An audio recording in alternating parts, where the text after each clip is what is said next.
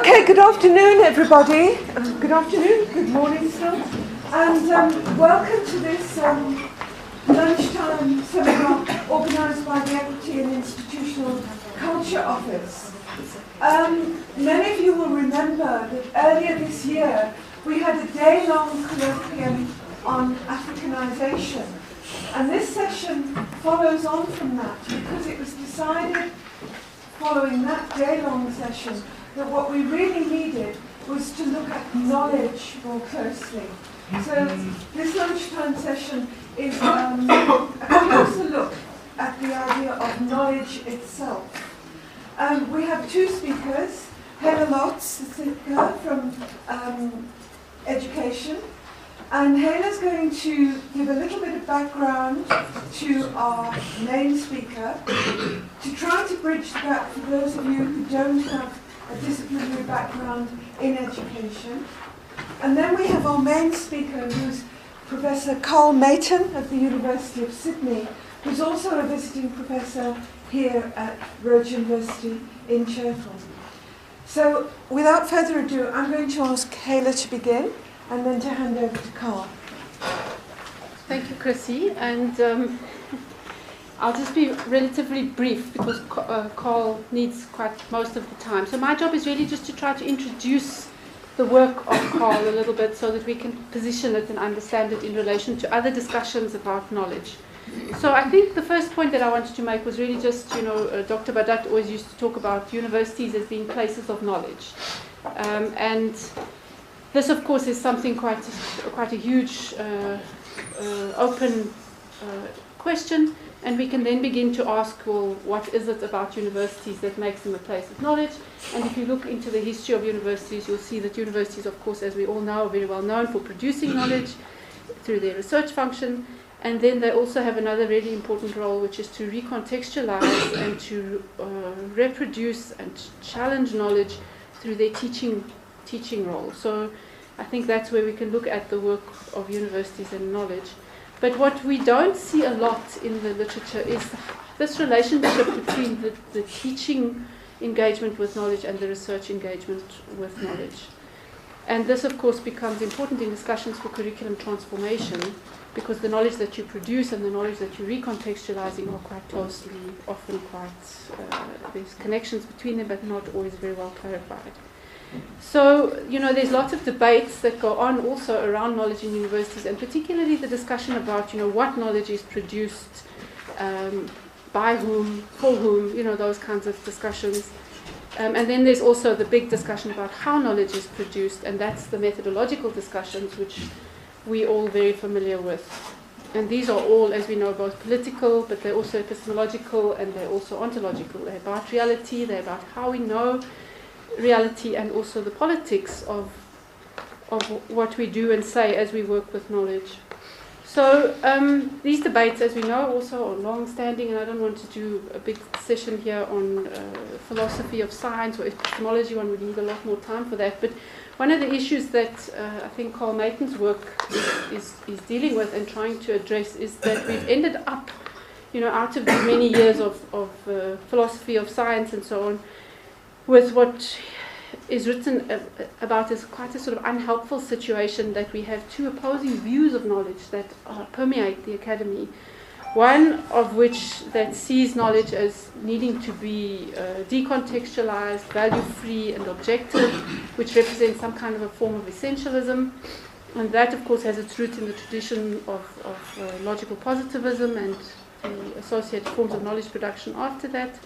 And then secondly, there's another view about knowledge that it's just located out of socially and historically constructed and is very much closely related to relations of power only.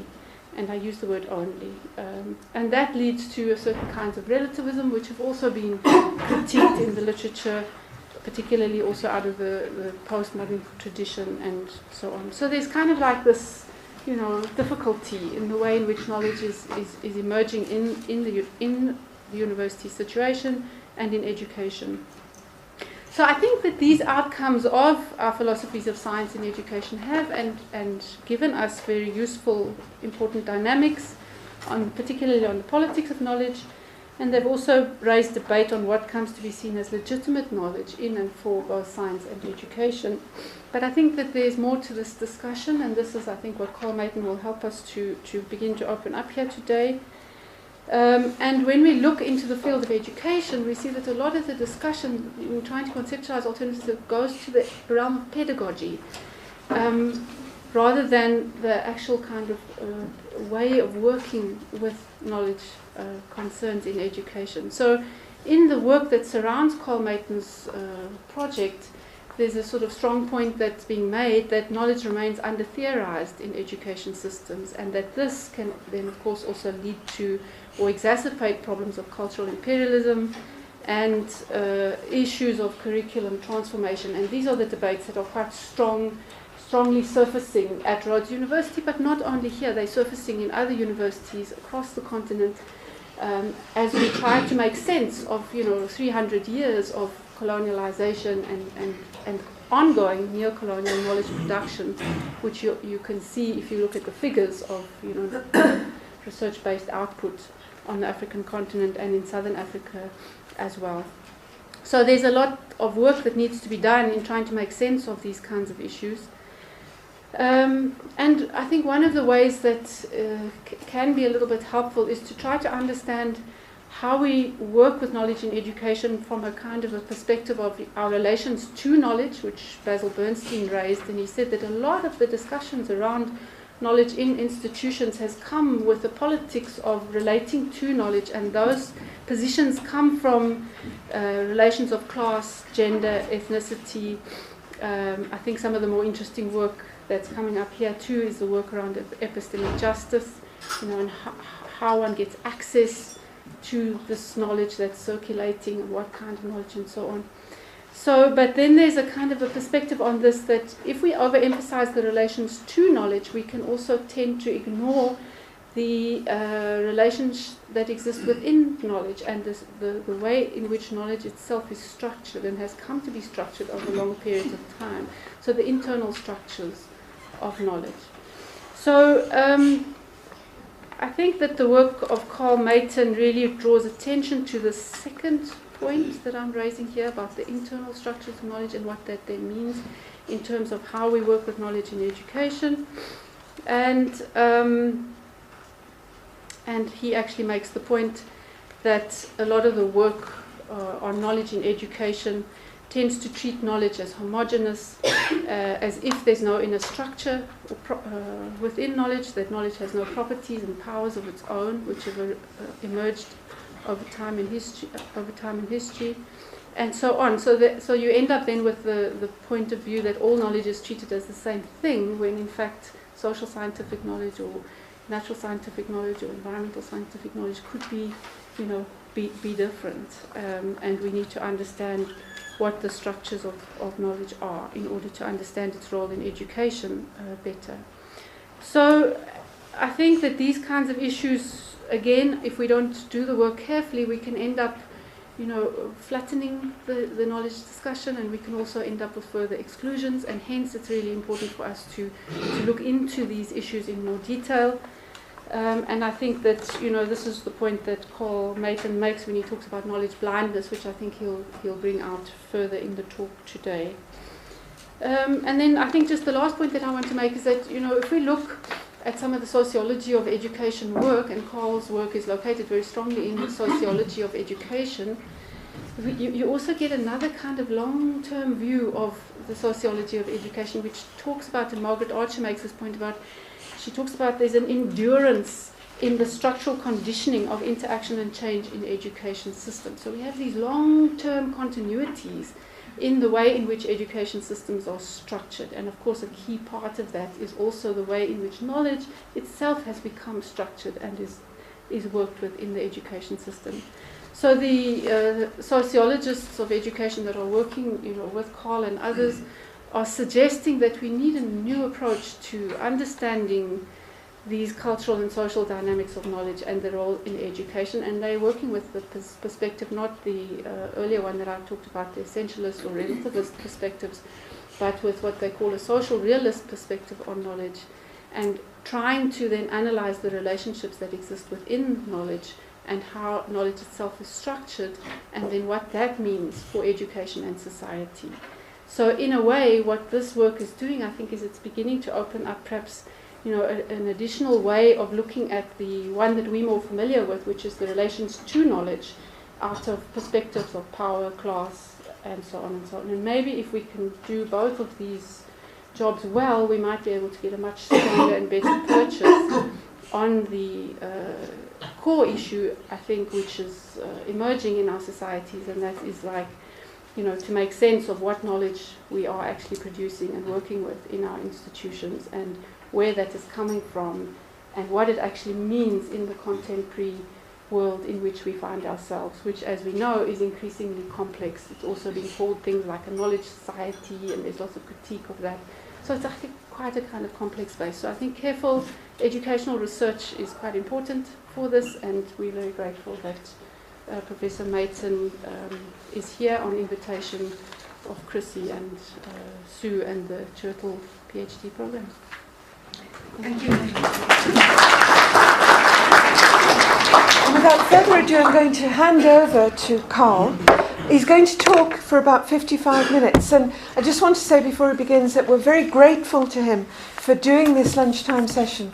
He's been working with our PhD scholars in Churchill and in education for the last day and a half, very hard. And now this afternoon he's got to rush off to Cape Town. So thank you, Karl, indeed, for doing this. Thanks very much, Chrissy. Thanks, Rhodes, for inviting me. Thank you for coming at your lunchtime. This is tea. I should be drinking this regularly, as my alarm has just told me it's bedtime. I'm on Sydney time still. So I've entitled this talk Heretical Knowledge for two reasons. Firstly, because seeing knowledge has become viewed as a heresy in many educational contexts. And secondly, because when you do see knowledge and you analyze knowledge, you discover that many of our cherished beliefs, many of the things that we take for granted about education and that currently dominate educational research and policy are actually not as well founded as we might have thought. I'm not going to set forward the realist position or a realist position or anything like that. I'm not a big fan of manifestos because I'm not really seeking election. But I'll just highlight what being real about knowledge can show us. And I'll give some examples that are intended to be slightly provocative or hopefully vaguely entertaining, or something that can at least keep me awake, if not you. So let's try this clicker thing. Does that work? Excellent. So I'll begin by arguing that educational research is often blind to knowledge, the very basis of the field of education, and that seeing knowledge is heretical and viewed as morally and politically dubious. And then I'll introduce a few ideas from an approach that explores knowledge, and I'll very briefly illustrate how they can reveal things about education that are themselves often viewed as heretical at the moment, such as negative consequences of constructivism as it's currently experienced in Australia, for example, where it's dominant in secondary education, some of the negative consequences that can have for certain students. And then I'll explore how this orthodoxy of knowledge blindness dominates educational research. I'll show why approaches such as the one that I use may be viewed as slightly heretical, and how other ideas can become seen as more sort of morally virtuous, even though they don't have any evidence. So I'll be focusing primarily on educational research, but this isn't an academic exercise, talking theoretically and using theory for this sort of stuff, because if we want to improve education, as we all know, we need better explanations of educational problems. And what I'll be discussing, knowledge blindness, distorts and obscures that process, such that not only educational research, but also education itself can't be improved. Knowledge blindness is a serious problem, I think. So I'll start with the sort of knowledge paradox, as I call it, which is that according to many thinkers, we're entering a new era, the network society, knowledge society, late modernity, liquid modernity, whatever you want to call it, really. Loads of names. But in the main, these accounts share two principal features. Firstly, they argue that knowledge is central to understanding modern... Can you see this, by the way, at the back? And kind of. Okay. Perhaps we can... Can you hear me? Yes. Excellent. All right, that's guaranteed to make me fall asleep, though. Okay, well, that is very dark. It's said to be moving towards knowledge economies. Central to politics is the age of spin and image management. Basically, knowledge is seen as central to economy, society, culture, personal life, and so on. With new technologies democratizing access to knowledge, I think we've now reached that critical mass beyond which we've gone into darkness. So a bit more light. Yeah, I need to be able to see where I am. So that's the first feature. But the second feature, so the first feature is knowledge is central to society and understanding this new era that we live in. But the second feature that's sort of interesting is that all these accounts lack a theory of knowledge. They lack a theory of the very thing that they say is now central to understanding modern society. For example, Manuel Castells, which I think is a modern classic of sociology, 3-volume work, all called The Information Age, and the definition of what knowledge is or information is relegated to a footnote in which knowledge is defined as a set of organized statements of facts or ideas and distinguished from news and entertainment. It's treated as homogeneous, as undifferentiated, and the focus really is on the flows, how much, who's getting it, and that sort of thing, as if it is just all one kind of thing. It has no inner structures with properties, powers, and tendencies of its own. And this sort of knowledge blindness extends to educational research, thanks to primarily how the disciplines of psychology and sociology have influenced the field. On the one hand, approaches influenced by psychology have often focused on the processes of learning. Here's a text often referenced as exemplary, in which it's setting out what the key factors are to the scientific understanding of learning and what we need to understand in order to change education. But none of these factors is what's being learned. In other words, such approaches understand knowledge as what's in our heads, often what's in our minds, and learning is often focused on as generic. So the processes of knowing are the central focus. This word knowledge is a real pain in the arse, to be honest, because we seem to mean different things by it. I'm going to say that this is a focus on knowing, on how we come to know, often on states of consciousness and so on. And it's generic. The difference in the nature of the knowledge that's being taught and learnt is usually obscured. On the other hand, our own discipline of sociology has tended to influence educational research by turning knowledge into knowers, by focusing on knowers, by focusing on who's teaching, who's learning, who's writing, who's reading, whose voice is in the text, and so on, and tends to neglect what's being taught, what's being learned. And this sociological influence has led to a false choice in education, a sort of either-or, a false dichotomy, a widely held belief that we must choose between an understanding of knowledge that is decontextualized, value-free, objective, trans-historical, and so on, or it's socially constructed and entwined in power and therefore arbitrary. And it sets up two positions to choose from. One neglects the social in favor of looking at the what and the how of knowledge, and the other neglects knowledge in favor of looking at who's speaking. Now, it's obvious that knowledge is not decontextualized or value-free. I don't know why I'm pointing it that way. That's the wrong way.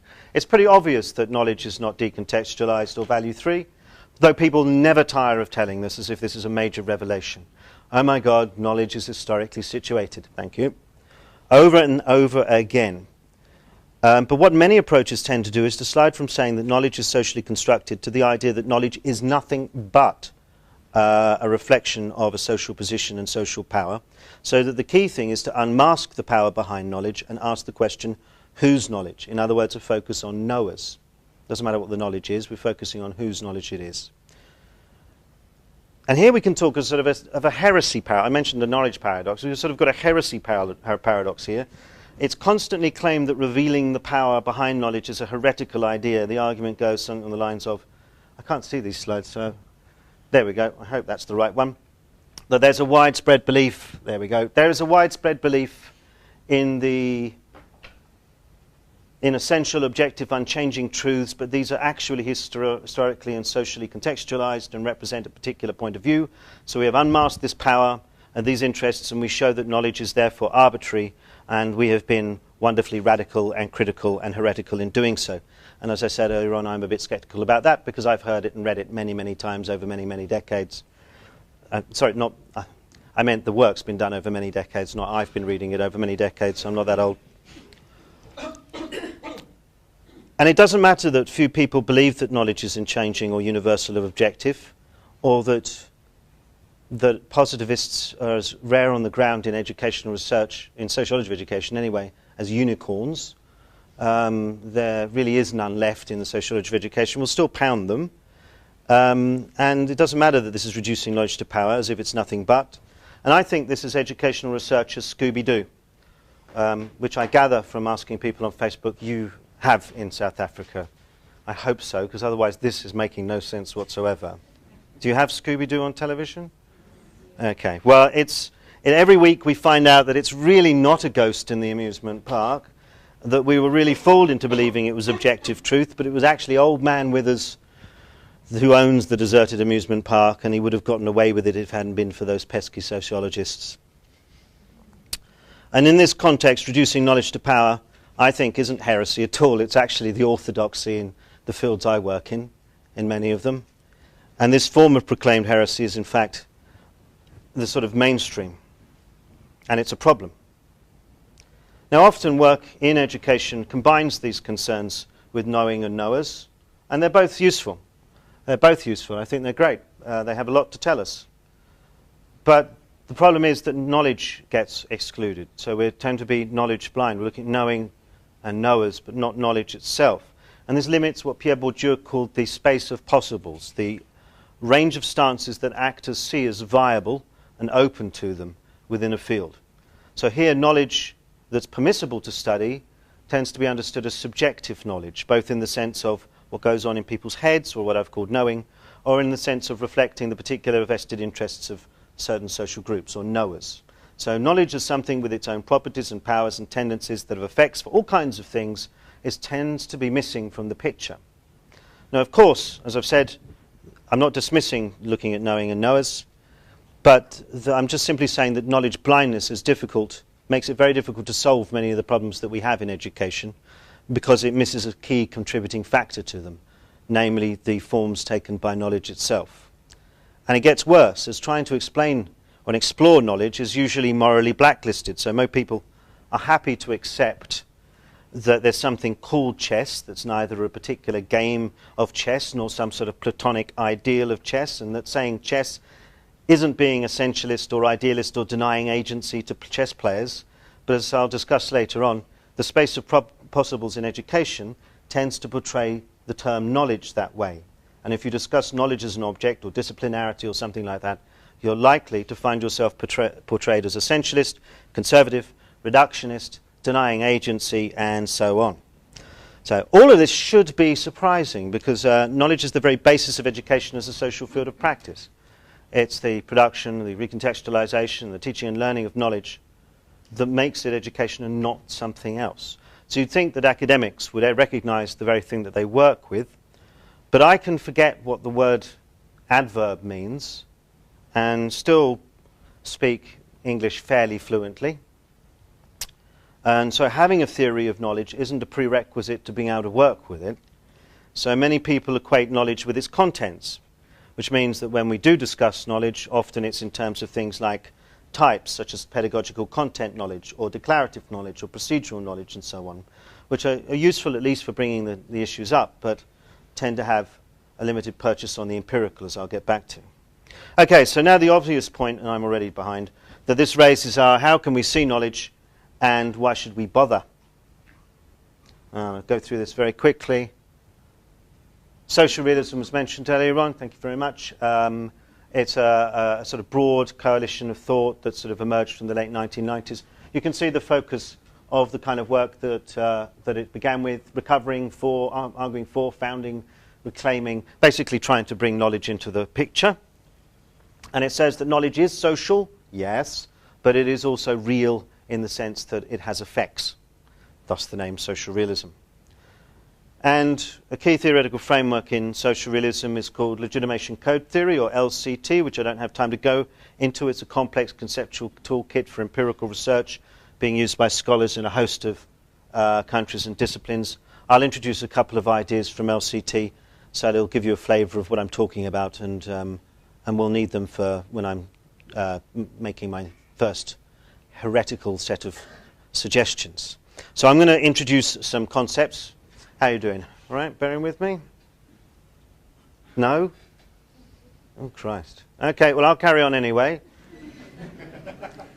All right, well, the concepts I'm going to introduce you to, don't worry if you don't get these immediately. Just let them flow over you. They'll make sense in a minute. But just for the, and for those who've been coming to my lectures the last couple of days, this will be, you should be able to do this for me.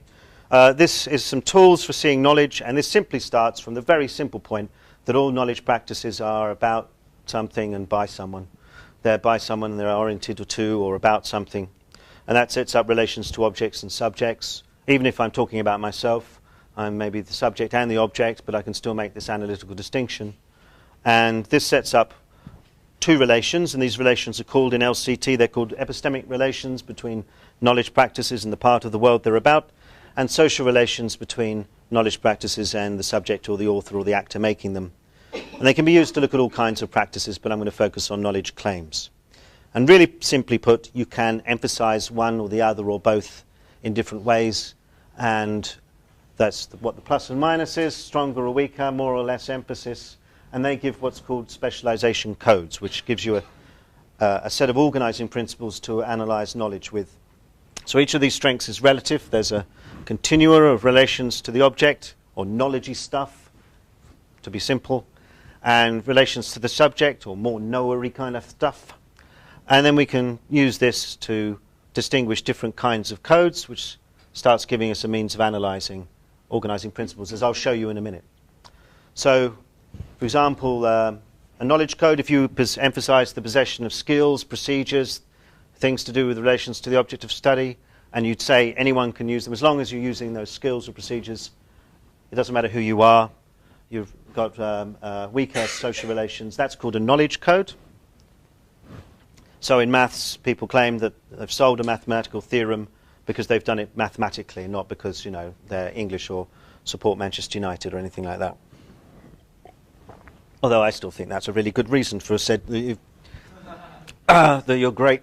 Or a Noah code is what I'm just about to do now, which is where it doesn't matter what you're looking at and how, it's who you are that matters. You've emphasized social relations to the subject.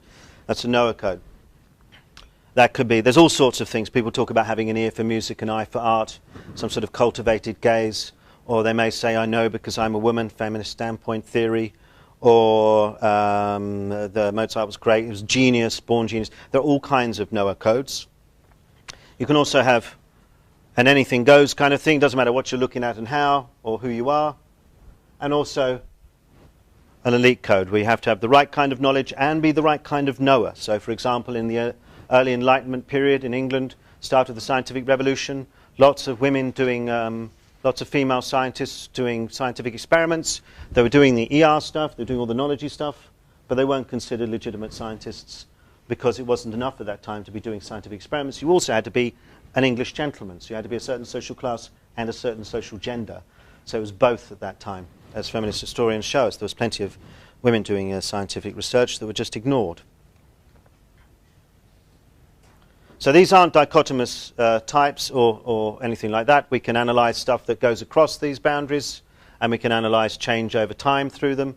They are simply, it's called a Cartesian plane. It's a topology. It's simply a means of being able to analyze knowledge practices. This is just one set of tools to analyze one set of principles, so that we can compare different kinds of practices and chart change over time.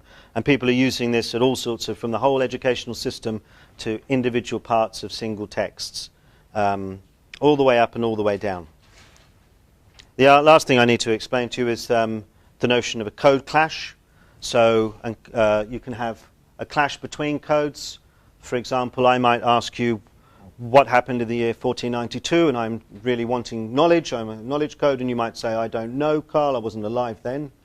And you're giving me a Noah code response. So you've either not recognized the code that I'm requiring, or you've recognized it and think, you know, sod you. And you're trying to change the basis of the code. So you have code clashes between people, code clashes, all sorts of things. I'm going to use that in a minute. How are we doing? Because I sped through that. Sorry, I like stopping and asking where people are, see if I can wake them up again. Usually I just throw in swear words every 15 minutes, and that usually does it. Now, the reason I just gave a crash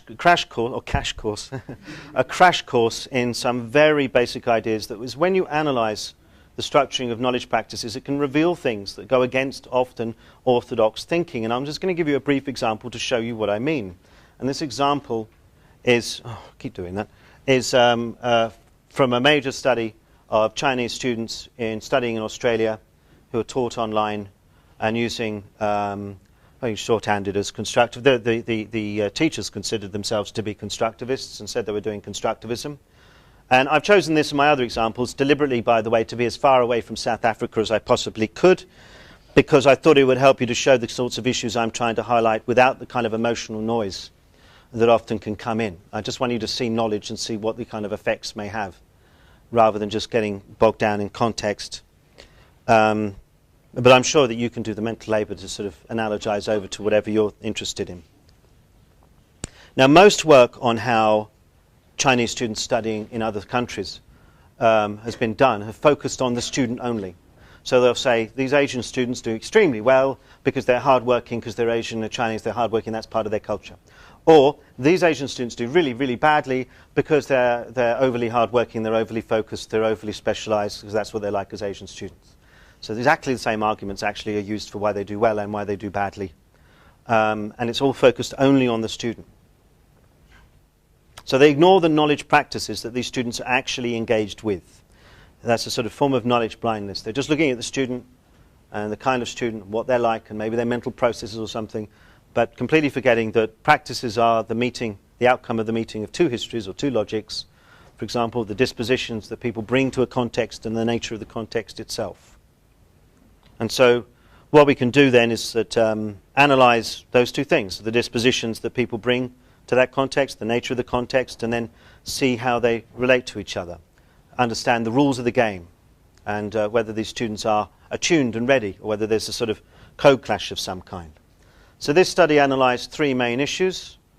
Just what I said, the educational dispositions that the students brought from their heritage culture, in this case China, what Bourdieu called their habitus, or Bernstein calls their coding orientation, or just dispositions is fine. And secondly, it analysed the nature of the learning, the online learning that they did in the Australian university, its curriculum, its pedagogy, its forms of assessment. And then thirdly, analysed the experiences of these students while they were at university. Involved a whole series of in-depth interviews with these students and focus groups and teaching materials and all that stuff, and you can always find out from me later on what it involved. It's a detailed, rich study, very empirically rich, and I'm just about to do brutal disservice to this study by reducing it down to like a couple of slides and about 5 minutes. So it's not that simple. Caveat aside, here I go on with saying it's simple. But I always feel really bad because I'm going to really brutalize this down to something quite simple. So in brief, the research found that the students brought experiences of education that downplayed anything concerning the student as a knower, such as personal experience or personal opinion. These were viewed as unimportant by these students. Their experiences of teaching excluded using personal opinions or personal experience in any way, shape or form as the basis of making claims to knowledge. Instead, their past education emphasized content knowledge and the transmission of that content knowledge by teachers who were considered to be expert in the content knowledge. And to do well, you didn't talk of your own ideas, you found the right answers in textbooks and from what the teachers told you. Teaching was very explicit, clear instructions for what students should learn. I'm not saying this is a perfect description, by the way, of Chinese education. I'm saying this is the expectations of education that the Chinese students had brought with them. There were strong boundaries between academic and everyday knowledge, and an emphasis very much on the collection of content. So their coding orientations, their educational habitus, their disposition, whatever you want to call it, emphasized knowledge, skills, and procedures as the basis of achievement, stronger epistemic relations, and downplayed anything to do with personal opinion and so on, so as weaker social relations or a knowledge code.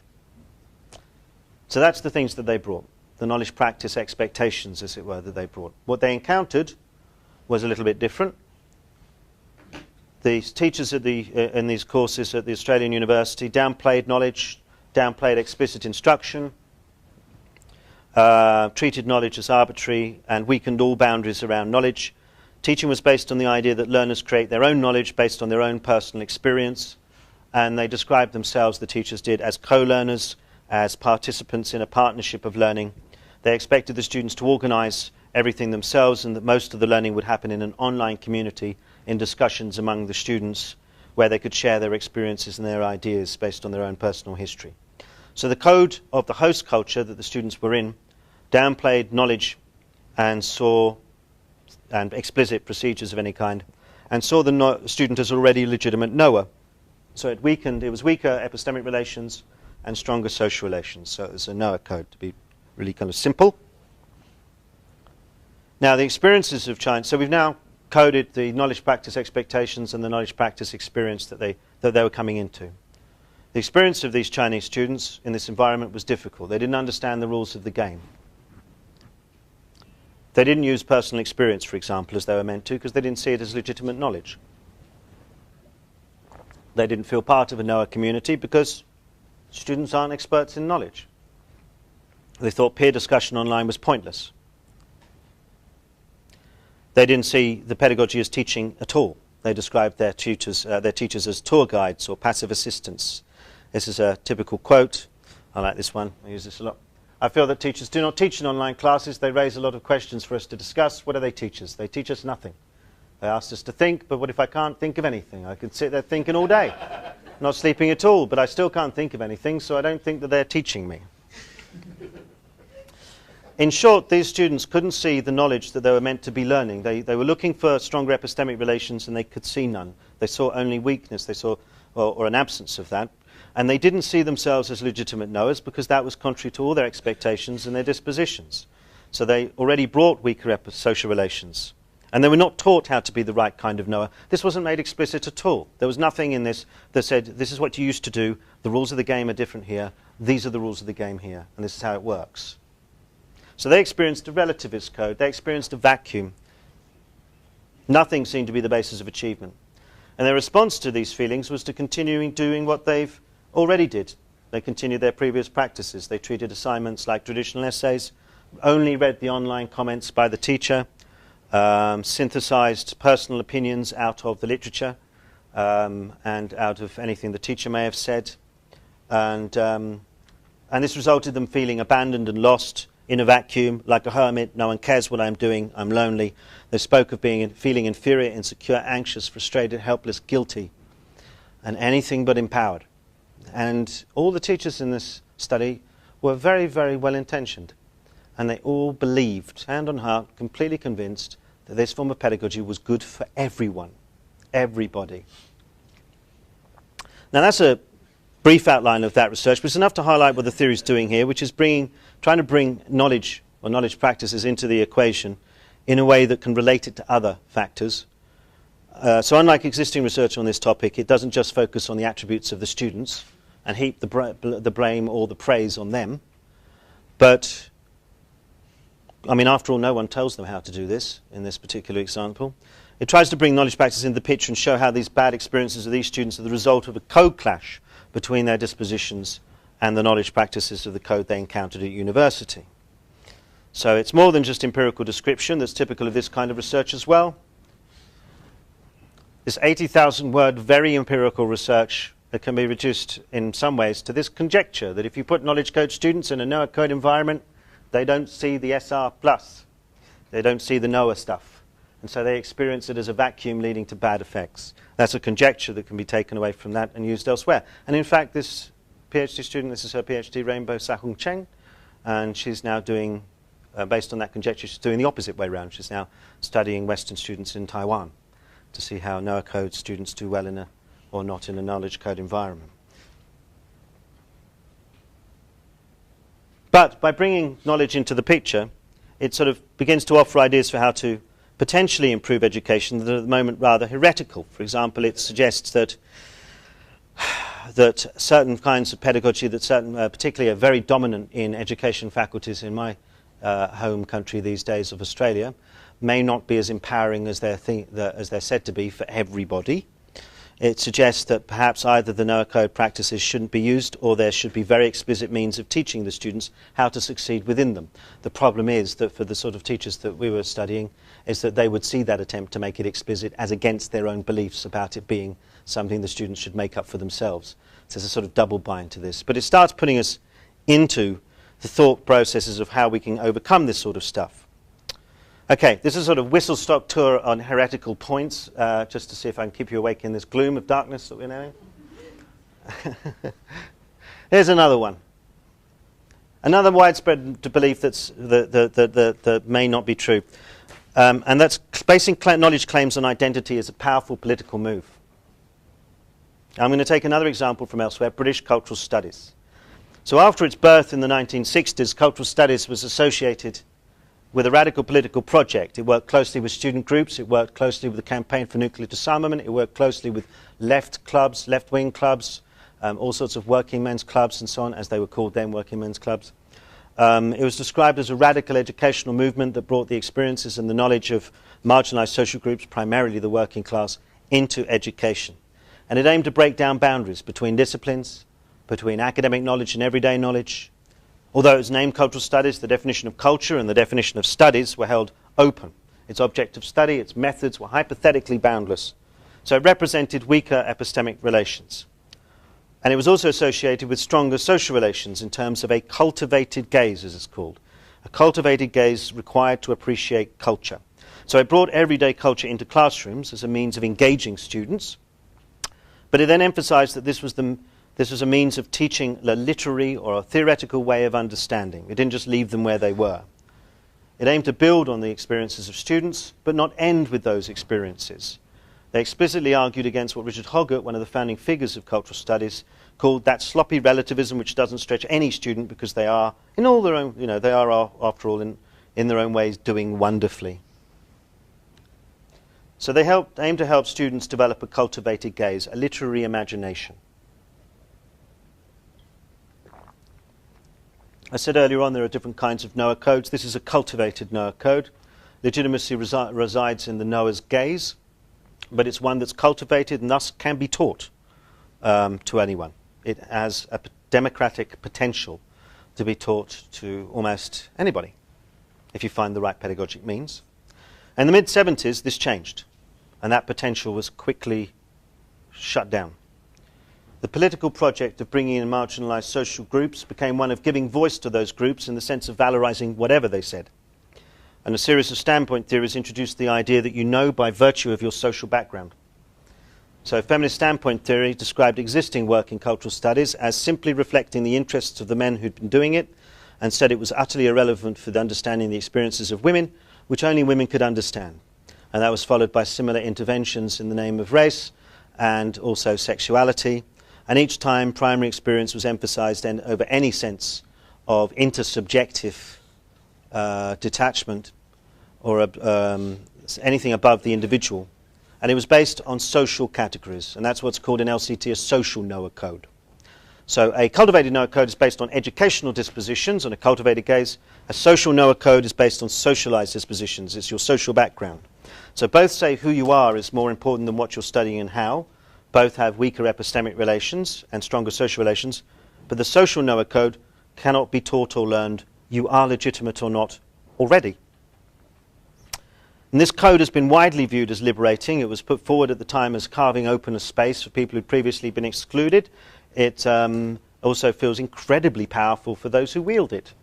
It is. But what are its consequences? Well, if you analyse the organising principles of its knowledge practices, we can explore those tendencies. And one of them is fragmentation. If one Noah category is the basis of a critique of past work in the field, it is very vulnerable to the same strategy. A new Noah can emerge to claim their voice is being silenced, and with each new Noah that comes in, the category gets smaller and smaller, each with a strongly bounded social relation and their own unique knowledge. So we get this endless list of Noahs, increasing number of adjectives. So, for example, we might start like cultural studies did with class, and I say, I know because I'm working class, and then, I don't know why I keep doing that, gender. So I've criticised that class basis on the basis of it being a gendered voice, and I say that I'm talking on behalf of working class men. I know because I'm a working class man. And then I get criticized for silencing the issue of sexuality. So as well, okay, I know because I'm a heterosexual white working class man. And the categories of identity are absolutely endless. So it could become an English Oxbridge educated white heterosexual men of working class origin who live in Australia. Until it finally reaches me. But then we must read our Deleuze and Guattari and others and remember that we're always in a state of becoming. So it's me this minute.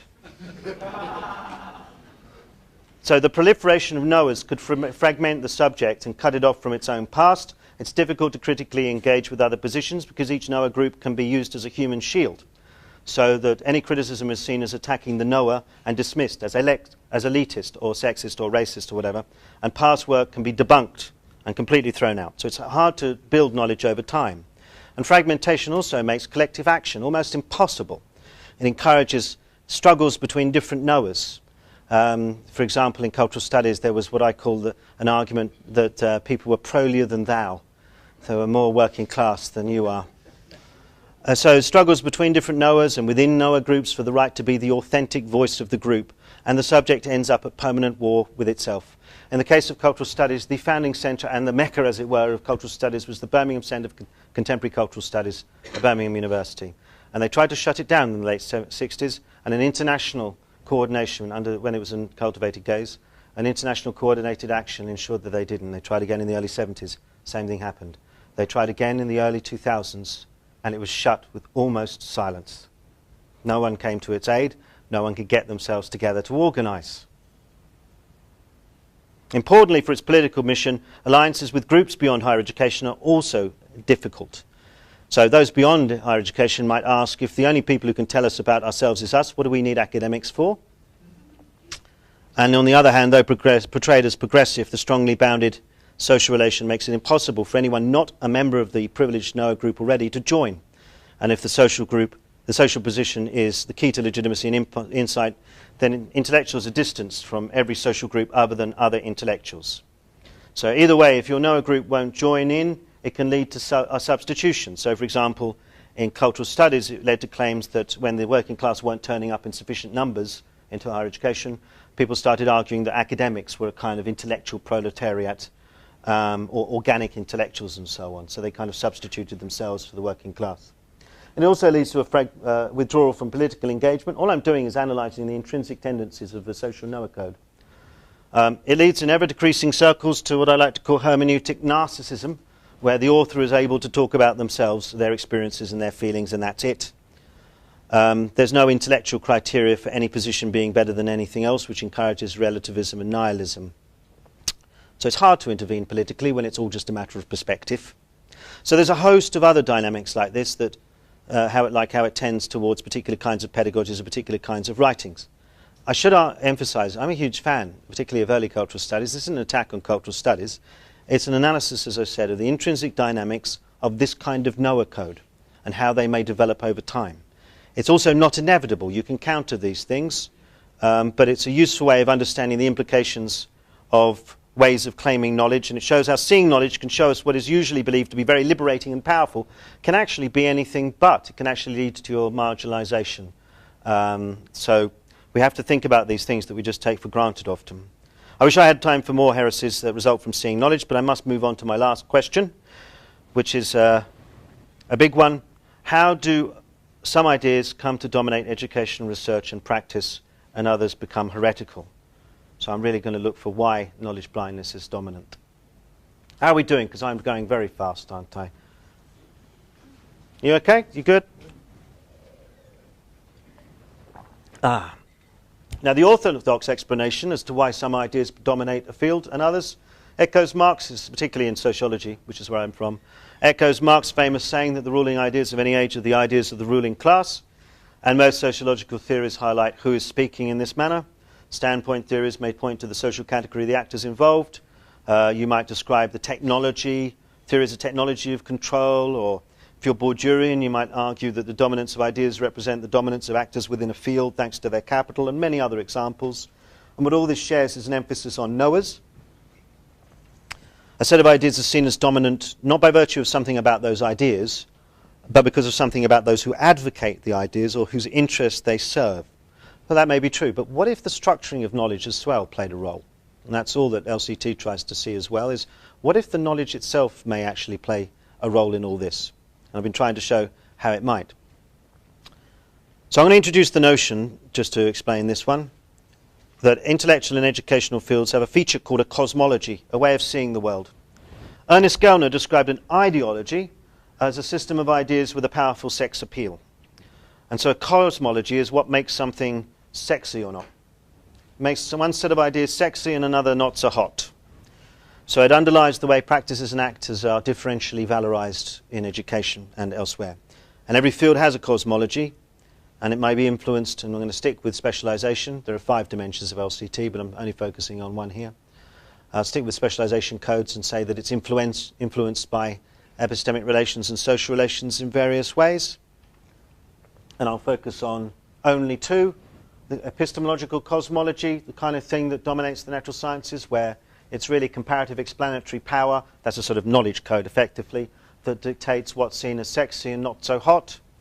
Sex appeal actually gets an entry into the index of the book that I published last year, which I thought was great. But, actually, if you look up sex appeal, it gives you the numbers, and then I added see also mate and K as a sort of joke. An axiological cosmology, which is a sort of Noah code thing, where in fields like education, the ideas may be more valued according to their moral or political worth in relation to what they're said to say about knowers. Now, how these things work is twofold. There's a process of clustering of ideas. The ideas in practice are grouped and arranged into various constellations, and then these assign different valuations through charging. They're condensed with meaning and charged up positively and negatively, to be very simple. So I'll explain what I'm talking about. Which slide is this? Okay, I'll begin with the idea of constellations. So in astronomy, a constellation is a grouping of stars that make an imaginary picture in the sky. You know that. And, but they are not necessarily gravitationally bound to one another. In other words, they may be in very different parts of the universe, but from here, they look like we can make a picture out of them. And they appear to have coherence from a particular place in time and space to actors with a particular way of viewing the world, a particular cosmology. And what's included in the constellation and the relations between them, how you draw the thing, may well vary according to the viewer as well as change over time. So think about, I look at the stars, I can't see any constellations, and I can't even see these constellations. People start drawing the lines, and they say, oh, look, it's a lion. I go, really? And we also know that in different cultures, there's been different ways of drawing these things, and it kind of lives off the back of that. To see what I mean, let's have a look at the 2 key terms of education, teaching and learning, and see how they've been constellated and condensed with meaning and charged up positively and negatively. And since the 1990s, a range of theories have been grouped together and associated with the term student-centered or learning, and contrasted with another group often associated with the term teaching or teacher-centered. So, for example, some key figures in advocating this sort of student-centered approach have argued that there's been an unprecedented convergence of learning theories. They share fundamental assumptions and foundations, and they're fundamentally opposed to traditional theories of education. And they describe this development as the most substantive and revolutionary change in learning theory in history. And this proclaimed revolution includes a wide range of theories described as student-centered learning environments, they call them, and contrasted with teacher-centered ones. There's a list of some of the ones that they point to. There's loads of them. And these camps are then associated with a range of beliefs and practices and ideas and so on, creating 2 constellations. So this comes from Jonason and Land, and they're introducing these things, and they describe all these kind of characteristics as being student-centered and teacher-centered. I've actually called them poles here, but they are just a list of 2 things. Now this list can seem arbitrary and random. It's got all sorts of stuff in it, but I'm arguing that this is the result of a cosmology. It's organizing principles at work here. Something is setting this up and bringing things together and charging one up as positively and one down as negative. There's a principled way of seeing the world. They're not random. In this one case, I'm going to race through this, but in this case we can see, like, for example, 4 main principles of opposition between the characteristics that are put together. For example, abstract and concrete. The teacher-centered is described as decontextualized, abstract, symbolic, theoretical, disembodied, distant from experience, and student-centered stances are contextualized, closer to authentic experiential reality, less abstract, more subjective and everyday, that sort of thing. Or we could look at structure versus agency. That's another way of cutting this cake. So teacher-centered are all stable, fixed, objective, external structures onto the minds of compliant, receptive and reproductive learners. I'm just using words out of this list. And the student-centered positions are equated with interpretation and constructive meaning-making by self-organizing, intentional learners. Another one might be individual against communal, teacher-centered being individual, atomistic, independent, the student-centered being much more community-based and collaborative, and even things like different ontologies and epistemologies and disciplines and approaches and so on. One being equated with the study of external reality through objective, modelable ways of thinking, often lab-based psychology, and student-centered associated with studying the inner life of the mind and holistic approaches and that sort of stuff. So this example involves binary constellations that reflect a cosmology of at least 4 principles, and you could do more. And the constellations can, though, take different forms that shape the space of possibles in a field, that shape what's seen as viable and legitimate. So here, relations within each constellation are relatively strong. So that if you take any one position, it's associated with all the others. So if your work is viewed as, say, involving abstract thought, you may be assigned to the constellation of that abstract thought is in, and then related to everything else in that constellation. So you're likely to be viewed as a positivist, individualist, and against agency, regardless of whether you explicitly discuss any of those things or not. And relations between the 2 constellations are pretty strong. They have strong boundaries. So, for example, if students choose to have didactic pedagogy, it wouldn't be described as learners exercising their own agency. But the constellations are a portrait of the field by actors situated at a particular time and place, and this situated viewpoint unfortunately attempts to, well, does limit the range of possible stances actors can see as available and viable and how they're combined. For example, these constellations exclude the possibility of combining stances from both poles, which actually is what teachers do. Writing about this reflects nothing in terms of what actually teachers do. They don't choose one pole or the other. They're picking stuff out from both. But it does really make them sometimes feel as if they're guilty of not doing a pure version of what they're taught to do. Student-centered is completely dominant in educational teaching, training in Australia. It also obscures things like the notion of maybe a knowledge-centered position. If you suggested knowledge should be important, that's usually equated for teacher-centered, even though a social realist position is entirely opposed to behaviorism and positivism. It doesn't matter, you get thrown into that box anyway, because you're either one thing or the other. And by the way, no, I'll get to that in a minute, but anyway. It's about teaching and learning, the word teaching and learning, and how it used to be teaching and learning. I don't know if anybody's noticed, but teaching seems to have vanished. So people only talk about learning now, or learning and teaching, the other way around. In Australia, it's just learning. There's no teaching. We're not allowed to talk about that. So how do these become valued differently? Well, it depends on the kind of cosmology characterizing the field. So I said that the basis of the sex appeal, it could be their comparative explanatory power, the epistemic relations, if they were coherent and had worldly corroboration, in other words, empirical evidence, something like that. And that'd be epistemological cosmology. But fields like education tend to have weaker epistemic relations, in fact. Very woolly relations to empirical data, for example. Instead, it's really social relations to knowers that matter. Not in that direct sense of standpoint theory, but through the ways our ideas are said to reflect something about the actor doing them. And that's an axiological cosmology. So whether the moral or the social or the political values are the key, and where theories are judged according to whether they're seen as morally virtuous or morally bad. What I'm talking about is a concept from LCT called semantic density, which just highlights that meanings are stuffed within symbols, and the stronger the semantic density, the more meanings are packed in. And it also highlights that you can pack in different kinds of meanings, epistemological meanings and axiological meanings. Something can be filled with empirical descriptions, or it can be filled with kind of feelings, a sort of structure of feeling. And the second one of those is a Noah code. So, for example, a review of the literature on student-centered learning argues this list of tenets, which all claim positive attributes for student-centered stances and project negative ones onto anything else. Active, so the definition of student-centered learning is active rather than passive, increased responsibility and accountability, and so on. Similarly, this quote, which is very typical of the literature on authentic learning, equates it with greater compassion, empathy, and open-mindedness. So we can see this sort of moral charging in the terms being used here.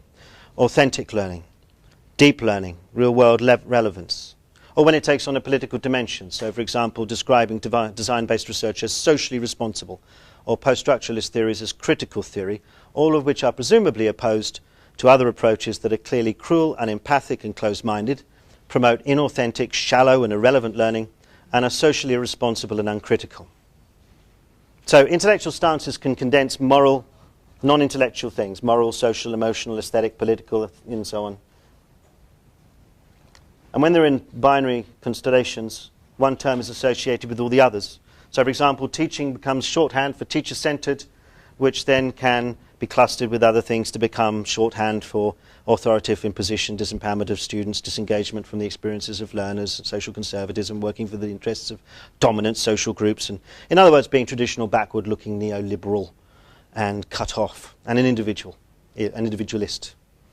And in contrast, learning, just saying the word learning, kind of connotes in the air that you are all about creation from below and empowerment and the experiences of learners and social progressivism, political radicalism, and working for the interests of dominated others.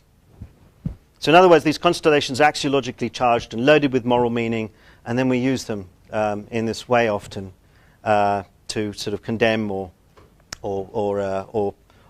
cluster, boost as it's called, sort of show that you're really positive just by using the right terms. There isn't a basis for this way of talking, really. They basically condense not a structure of meaning, but more a structure of feeling. Epistemology is largely irrelevant. 40 years of research is typically against the portrayal of student-centered learning as necessarily and essentially socially progressive. It may very well be for some groups at some levels of education, but not universally. And the empirical research and meta-studies show that, as to all sorts of studies in sociology of education. So there isn't an empirical basis for saying it's always and necessarily socially progressive to do some things, and yet people still believe that they are necessarily always good, despite whatever the evidence might show. So what you're doing here is not ranking ideas in terms of the social category of the author. You're more positioning authors on the basis of what their choices say about them, their moral identity. So it could be... Bourdieu said taste classifies and it classifies the classifier, which is a typical kind of Bourdieuian sentence, using the same word 3 times. But what he meant is that when we choose to do things like furniture, films, music, that sort of stuff, it not only is us classifying the world into what we like and what we don't like, but also it classifies us. It says something about us. And you get the same thing with your choice of titles, your choice of figures, the way in which you reference stuff, the way in which you use even things like brackets and stuff like that, and the way you write, and forward slashes and stuff like that. All these things tell you something, can reveal something about you in a field dominated by an axiological cosmology. It can show that you're one of us rather than one of them, that you're more moral than the other people, and so on. And you're associated with the right kind of beliefs. So these are mediated relations to the attributes of knowers, mediated through this constellation that's charged up with all sorts of meanings. And you can appropriate progressive credentials simply by adopting stances associated with others that are axiologically charged as radical and critical and working for dominated others, even when the effects of what you're doing is actually bad for people. It doesn't really matter. And other people can be condemned with guilt by association. So, for example, you might say, well, code theory, LCT is a code theory is sociology, and it's very based on Durkheim. Durkheim is conservative, therefore you're a conservative, which is a chain of logic that doesn't hold at all. Or that studying knowledge as an object is to believe in essentialism or idealism or positivism and so on and so on, so you're working for the man, as they used to say. So in other words, knowledge blindness has it behind it a whole cosmology that associates seeing knowledge with a series of negative attributes.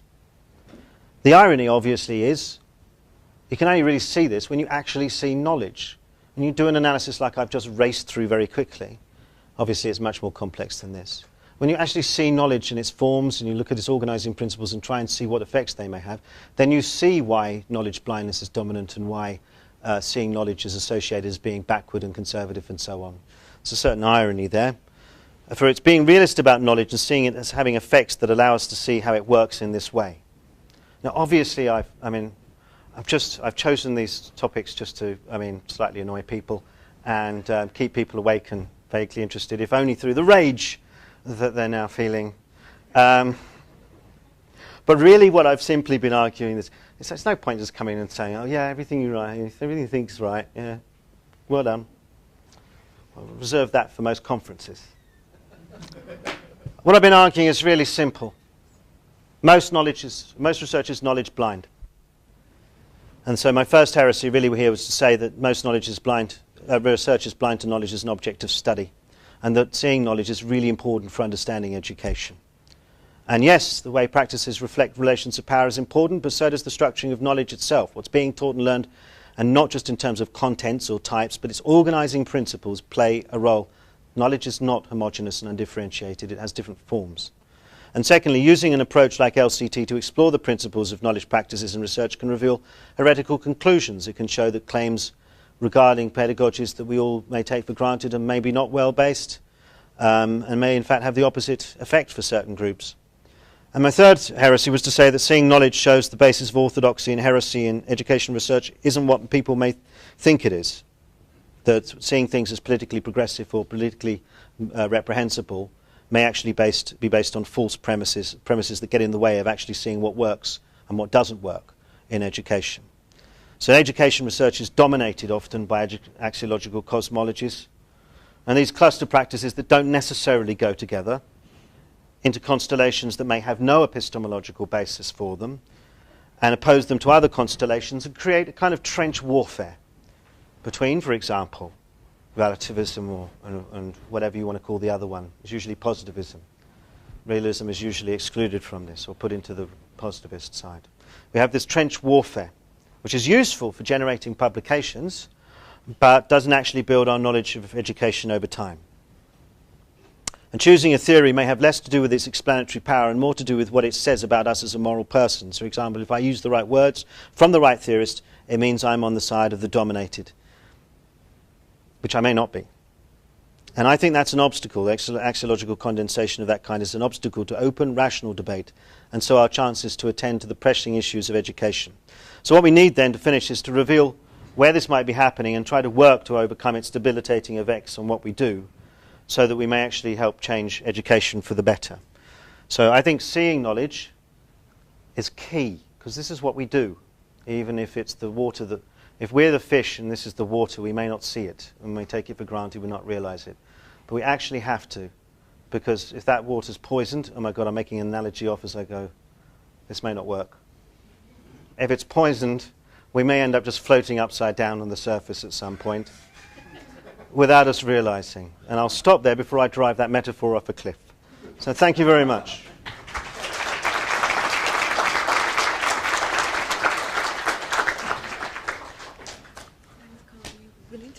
Yeah. If anybody wants to stay for, We know people are going to lectures, but if there are one or two pressing questions, Karl will take them. Ah, gee. Work calls. Everybody's happy. Well, thank you very much, Karl, for inserting ideas into our debate, which we'll continue as we go on thinking about Rhodes University and what this means here. Thank you very much indeed. Thank you for inviting me.